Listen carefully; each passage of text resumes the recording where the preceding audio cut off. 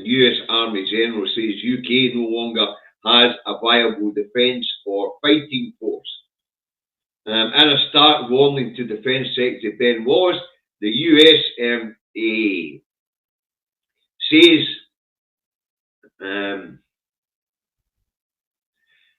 the UK has not got a viable force that they could put into action, and if they did get into action, they'd run out of ammunition within a few days. The UK lacks the ability to defend its skies against missile and drone strikes on the level that we're seeing in the Ukraine, apparently. And it would take 5 to 10 years for the UK to be able to field a viable fighting division of 25 to 30,000 troops. Backed up with helicopters and tanks, apparently just don't have the stuff. Right.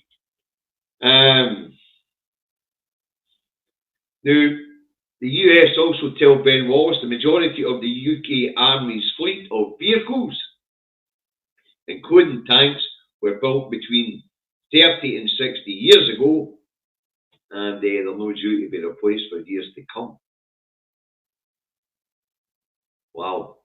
So the equipment that our army is working with now was built 30, 60 years ago. You couldn't make it up. Thank you, Fiona. That's very nice of you. Thank you. Right, anyway, apparently the UK defence spending needs to increase by $3 billion a year, and massive recruitment drive is needed, apparently, with army personnel at only 72,000 full-time soldiers. And that is due to be cut again, apparently. Right, and apparently half the UK battle-ready forces are reservists, including mobile, at the times required by NATO. So the UK is worrying the NATO bloc. So much for bigger, stronger, better together, eh? There was also a report out in the UK Defence Journal by some wacky professor saying that Scotland's shipbuilding wouldn't be viable if Scotland became independent, because Scotland's shipbuilding is geared up for heavy warship building, and Scotland apparently wouldn't need heavy warships.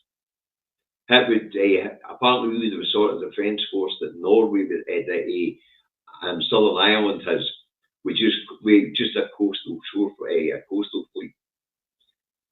of small boats to protect the shore. What a lot of crap, of course.